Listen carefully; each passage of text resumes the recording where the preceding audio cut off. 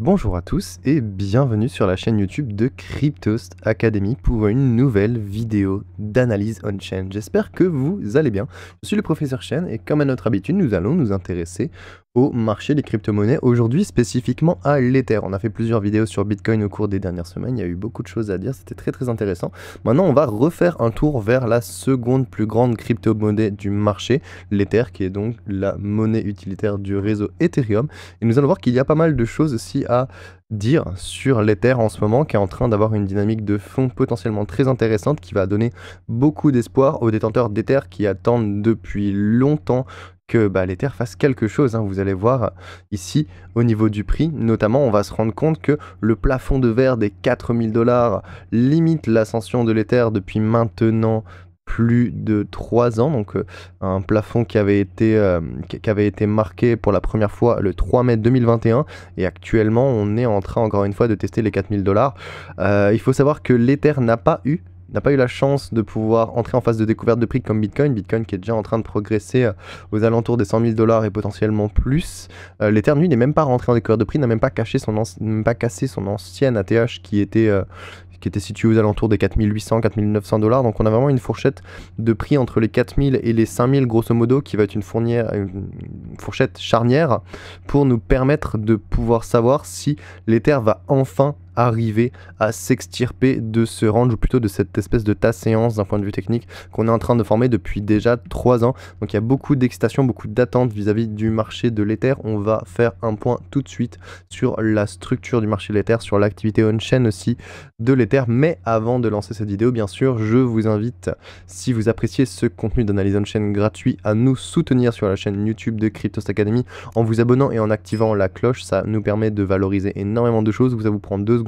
Nous, ça nous soutient énormément. Et vous pouvez aussi le faire pour Vincent Gann qui vous fait des vidéos d'analyse technique tous les mardis midi d'une qualité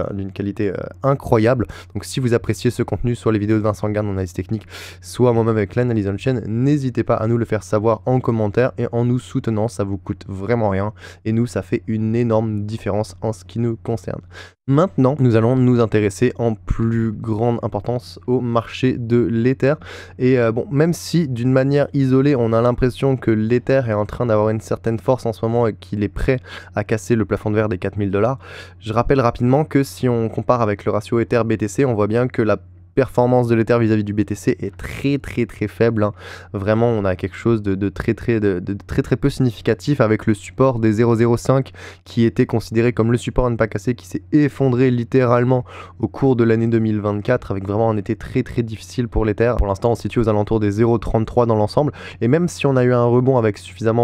pas mal de force dans l'ensemble récemment, il n'y a encore rien sur la dynamique à long terme de l'Ether qui nous indique qu'on est potentiellement en train de former un bottom de marché. Il faudrait déjà qu'on ait recherché un sommet précédent de marché et pour l'instant ce n'est même pas encore le cas. Donc pour le moment il n'y a pas vraiment de signe validateur pour l'Ether. Ce que je vais vous présenter aujourd'hui, ce sont des signes avant-coureurs, des signes précurseurs qui laisse se présupposer qu'il y a peut-être quelque chose à avoir sur l'Ether dans pas longtemps, mais il nous manquera dans tous les cas des signaux qui vont valider la dynamique à long terme de l'Ether. Gardez ça en tête pour le reste de l'analyse parce que vous allez voir, il y a des choses qui sont très intéressantes, mais gardons la tête froide et pensons le fait que ce ne sont pas encore des signaux de validation, mais des signaux avant-coureurs. Premièrement, on va s'intéresser au réseau Ethereum dans son ensemble. On va essayer de caractériser un peu les dynamiques de fond du marché de l'Ether, mais via l'évaluation des niveaux d'engagement des participants et aussi l'état de dormance de l'offre en circulation. Et pour ce faire, on va s'intéresser notamment au nombre d'adresses actives sur le réseau Ethereum. Il faut savoir qu'une adresse active sur le réseau Ethereum, elle est considérée en tant que telle à partir du moment où elle a réalisé 2 transactions qui ont été validées par jour. Donc pour une adresse active sur le réseau Ethereum, il y a 2 transactions valides qui ont été réalisées en une journée. Maintenant que l'on sait cela, on peut se rendre compte assez rapidement que les marchés haussiers précédents, c'est-à-dire celui de 2017-18 et celui de 2020-2021 pour l'Ether, tous ces marchés haussiers ont été accompagnés d'une hausse importante de l'activité on-chain sur le réseau Ethereum quand elle est mesurée par le nombre d'adresses quotidiennes, mais ça se verra aussi par d'autres métriques, bien sûr. On peut l'observer aussi par les volumes, on peut l'observer par le nombre de nouvelles adresses qui sont créées. On voit bien qu'il y a une forte hausse de l'engagement on-chain sur le réseau Ethereum quand les prix explosent. En 2018, 2017-2018 et 2020-2021. Et pourtant pour 2024, eh ben, on n'est pas du tout encore sur cette dynamique, hein. On dépasse même pas les sommets d'activité précédents qu'on avait connus en 2021. Donc pour l'instant, on se situe aux alentours des entre 400 et 600 000 grosso modo adresses actives par jour, ce qui reste ok, dans le sens où on n'est pas non plus sur une activité on-chain qui est extrêmement basse, mais on n'est pas non plus sur quelque chose qui est particulièrement élevé. Et donc dans l'ensemble, ça nous indique qu'on a une activité modérée et que les investisseurs actuellement et les participants sont pas non plus extrêmement actifs, sont pas non plus extrêmement intéressants, sont pas non plus extrêmement engagés. Et ma thèse est la même que pour Bitcoin. Vous vous souvenez, pour Bitcoin, durant les 2-3 dernières semaines, enfin les 2-3 dernières analyses du coup, 2-3 derniers mois plutôt on va dire, on parlait du fait que l'activité on-chain de Bitcoin était plutôt faible et que potentiellement, si l'entrée en phase de découverte des prix et qui cassait son ancien ATH, eh bien, il allait y avoir beaucoup plus d'engagement, beaucoup plus d'intérêt de la part des participants et donc beaucoup plus d'activité on-chain. C'est exactement ce qui s'est passé, hein, on a pu le vérifier au cours des dernières analyses. Et ben, je réitère cette thèse et cette hypothèse. Avec l'Ether, je pense et je suppose que lorsque l'Ether, si jamais il y arrive, franchira les 4000 et ensuite les 4800 $ et entrera dans une phase de découverte de prix où il marquera de nouveaux ATH consécutifs, eh bien je pense que l'activité on-chain et le nombre d'adresses actives sur le réseau Ethereum va exploser à la hausse et on va se retrouver au moins aux valeurs de l'ancien ATH, c'est-à-dire vers 700, 800 000 adresses actives, potentiellement même à 1 million d'adresses actives. Dans tous les cas, c'est pas des valeurs qui sont extrêmement importantes dans l'ensemble en termes de valeur absolue, c'est plutôt en termes d'ampleur, en termes d'échelle que c'est importante. Il faut voir l'engagement de l'activité on-chain sur le réseau Ethereum se reprendre pour que vraiment on ait des signaux d'engagement particuliers. Et cela sans même considération du fait que évidemment les Layer 1 et les Layer 2 aient phagocyté et absorbé une partie de l'activité qu'ils pouvaient avoir sur le réseau Ethereum principal et que donc maintenant il y a des participants et des utilisateurs et des investisseurs qui sont même plus sur Ethereum et qui utilisent plutôt les Layer 1, les Layer 2 ou même d'autres chaînes alternatives. Donc ça c'est toujours un truc qu'il faut garder en tête. Maintenant qu'on a regardé l'activité on-chain dans ce prisme-là, on peut aussi observer l'ancienneté de l'offre de l'Ether, donc l'ancienneté des Ethers qui sont en circulation. Ça peut nous donner un aperçu relativement clair de l'état d'avancement d'un cycle haussier, parce que lors des marchés haussiers précédents, encore une fois, on a enregistré des fortes hausses de ce qu'on appelle l'offre chaude ou l'offre jeune qu'on peut observer ici, et c'est pas du tout le cas de ce qu'on est capable d'observer actuellement. Pour faire très simple pour ce graphique, il va aller différencier les différentes parts de l'offre qui sont détenues depuis plus ou moins longtemps. Plus vous avez une part de l'offre qui est froide, qui est bleue, plus elle est détenue depuis un bon moment, elle n'a pas bougé, elle est donc dormante, c'est donc la majorité du temps une partie de l'offre qui est détenue par les investisseurs à long terme, et plus vous avez une partie de l'offre qui est chaude, qui va vers les couleurs rouges, et bien plus c'est de l'offre qui est jeune, qui a été échangée récemment, et donc qui est ce qu'on appelle chaude, donc de l'offre jeune ou chaude, qui est en général la majorité du temps des Ethers qui sont détenus ou qui ont été échangés sur moins de 6 mois. Et pendant tous les marchés haussiers précédents, donc 2017, 2018 et 2020, 2021, on a pu observer des hausses assez importantes de l'offre jeune, offre chaude, qui n'est pas le cas actuellement. On voit bien que pour l'instant ce phénomène, il peine encore à s'exprimer pour l'année 2024 et il n'y a pas encore énormément de hausse de l'offre chaude, ce qui nous indique bien qu'il n'y a pas énormément de redistribution sur le marché de l'Ether actuellement, parce que pour qu'il y ait de l'offre chaude, pour qu'il y ait pas mal d'offres qui soient assez jeunes, il faut qu'on ait des Ethers, des bandes d'âge plutôt âgés qui soient vendus, et la majorité du temps le phénomène qui arrive c'est que lors de la force des marchés haussiers, les investisseurs à long terme vont redistribuer leur BTC en réalisant des profits aux nouveaux entrants, et du coup c'est de l'offre qui va recirculer dans l'offre chaude, qui va passer de l'offre froide, de l'offre dormante à l'offre chaude, l'offre jeune, et donc on va avoir des comportements de redistribution et une prise de profit significatifs qui vont ramener une partie de l'offre vers les tranches les plus basses, les plus chaudes. Et pour l'instant, on n'a rien de tout ça, ce qui indique qu'une partie de l'offre de l'Ether en ce moment est toujours dormante et qu'aucune redistribution d'ampleur significative n'a eu lieu sur le marché pour le moment. On voit bien que pour l'instant, les bandages un peu jeunes, elles sont en train d'augmenter, mais c'est à peine en train de commencer. Donc quand je vous parlais de signes précurseurs, de signes qui ne sont pas encore des signes de validation, c'est exactement ce dont je parle. Si on décompare avec les cycles précédents, on pourrait être à peu près sur les niveaux de août 2020 à peu près, fin 2020, ou potentiellement début 2017. En termes de proportion sur l'offre jeune, on est à peu près sur ces niveaux-là, c'est-à-dire qu'on a une proportion qui est en hausse sur l'offre jeune, donc il commence à avoir de la redistribution, mais c'est encore relativement faible, et ça nous montre bien que les investisseurs à long terme n'ont pas du tout prévu de dépenser des Ethers au prix de 4000 $ et qu'ils attendent vraiment qu'on passe sur une phase de découverte des prix et potentiellement qu'on aille chercher bien plus haut ratio idéalement 8000, 10 000, voire potentiellement plus, et ça on va en reparler dans un instant. Maintenant qu'on a caractérisé l'activité on-chain et l'engagement des participants grâce au nombre d'adresses actives et à l'ancienneté de l'offre, on peut maintenant s'intéresser au marché de l'Ether de manière plus précise. Donc une fois que ça c'est fait, on va pouvoir s'intéresser au marché de l'Ether, notamment avec la rentabilité. Pour essayer de caractériser avec plus de précision la structure du marché actuel de l'Ether, on va passer en revue deux métriques on-chain que vous connaissez. Ce sont deux métriques on-chain clés dont on parle beaucoup au cours de ces analyses on-chain, que ce soit pour l'Ether ou que ce soit sur Bitcoin. On va parler bien sûr du pourcentage d'offres en profit qui va nous renseigner sur la quantité d'offres rentables en circulation en ce moment, et on va aussi s'intéresser au ratio MVRV qui lui va nous renseigner plutôt sur la qualité de la rentabilité latente, donc deux métriques qui sont très intéressantes à étudier en tandem. En ce qui concerne le pourcentage d'offres en profit, il est actuellement situé aux alentours des 95%, ce qui est quand même un bon pourcentage, statistiquement élevé. Comme vous pouvez le voir ici, on est au-dessus de la bande statistique supérieure, qui est une bande statistique qui est calculée avec un écart type à 1 sigma au-dessus de la moyenne historique, qui est présente juste en dessous ici en bleu. Et donc ici, ça nous signifie qu'on a quand même une très grosse partie de l'offre qui couvre un profit latent. Donc là on a beaucoup d'investisseurs, quasiment tous les Ethers en circulation qui sont en profit latent, mais ça ne veut pas nécessairement dire que la pression de vente elle va être excessive sur les marchés, parce que ça va dépendre du niveau de degré de rentabilité latente des investisseurs. Plus le profit latent moyen il va être important, plus les investisseurs ils vont être inciter à réaliser, à sécuriser des profits, plus les probabilités que la tendance haussière elle s'épuise, elles vont augmenter parce que la pression de vente va être de plus en plus forte et qu'elle va contrebalancer la demande des nouveaux entrants. Donc là ce que ça nous dit c'est simplement qu'il y a beaucoup d'Ethers en circulation, enfin beaucoup d'Ethers en circulation qui sont en profit. Mais si ces Ethers en circulation qui sont en profit, ils ont un profit moyen de 1 à 2%, les investisseurs vont pas nécessairement avoir nécessairement envie de réaliser ce profit de 1 à 2%. Ont plutôt envie de réaliser des profits quand on sera plus 50, plus 100, plus 150, plus 200% potentiellement. Donc on est encore très loin de tout ça, et c'est ce qu'on va confirmer avec le prochain graphique, le ratio MVRV, qui nous indique qu'avec une valeur de à peu près 1,88, la rentabilité latente moyenne des investisseurs est de plus 88%. Ce que ça veut dire ça, c'est que même si la valeur elle a l'air plutôt élevée, eh bien elle reste juste au-dessus de sa moyenne historique et elle est encore bien en deçà de la bande statistique supérieure qui elle est estimée à grosso modo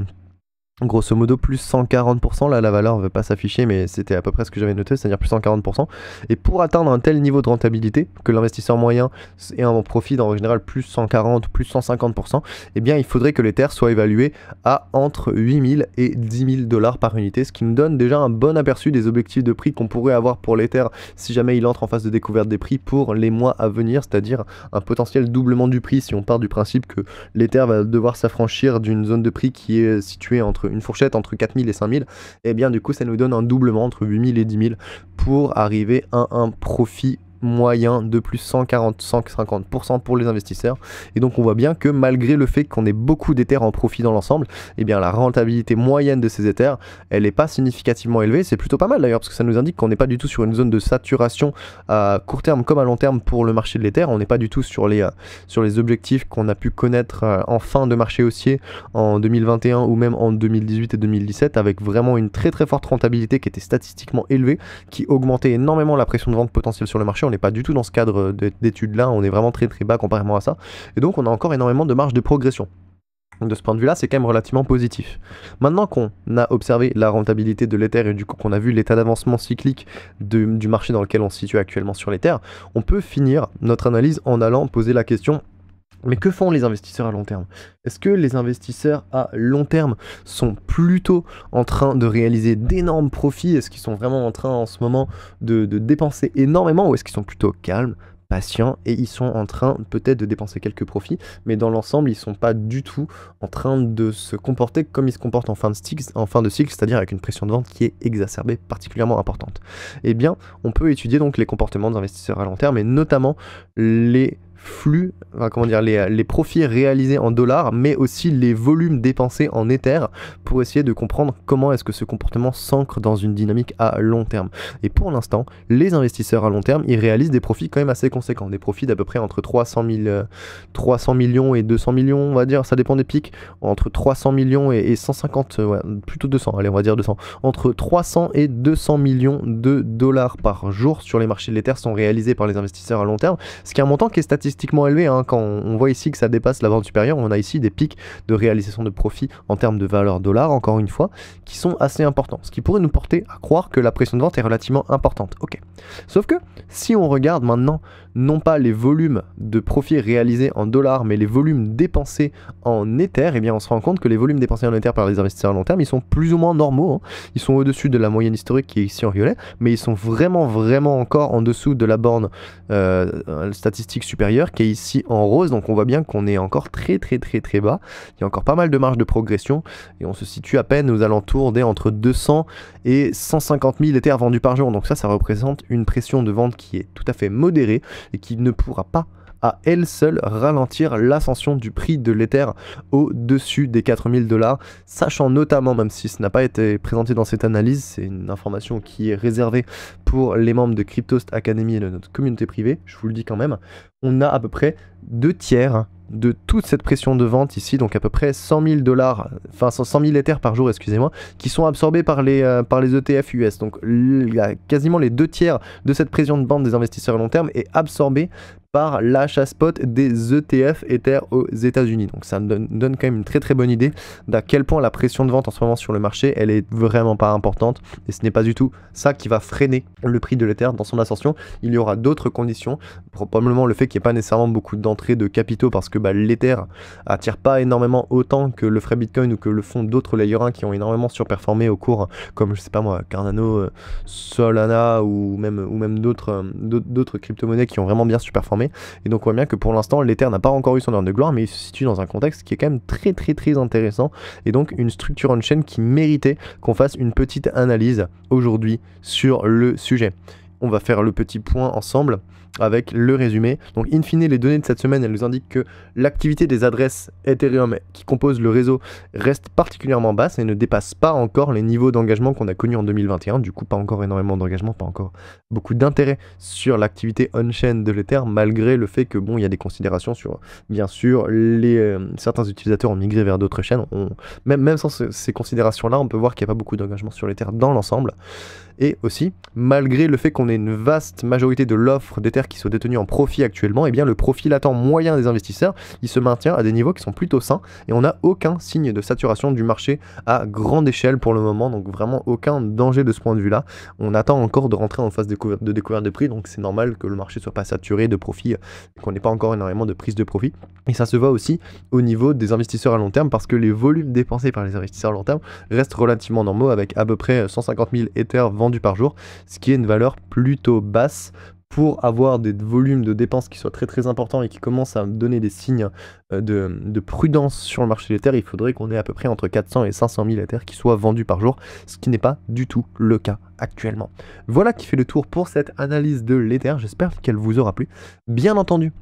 vous pourrez retrouver directement l'article gratuit sur le site de Cryptost pour aller chercher toutes les informations avec le texte, avec les données qui sont directement annotées, les graphiques. Si vous êtes un peu plus dans la mémoire visuelle, ça vous permettra d'un peu mieux comprendre et d'un peu mieux visualiser ce que je viens de vous expliquer. Si vous êtes présent sur Twitter, n'hésitez pas bien sûr à aller consulter le thread qui est disponible depuis hier, à le liker, à le partager, à aller écrire un commentaire si jamais vous avez trouvé cette donnée pertinente et que vous avez soit des commentaires, soit des questions. Je suis toujours très preneur et très friand de vos interactions sur Twitter.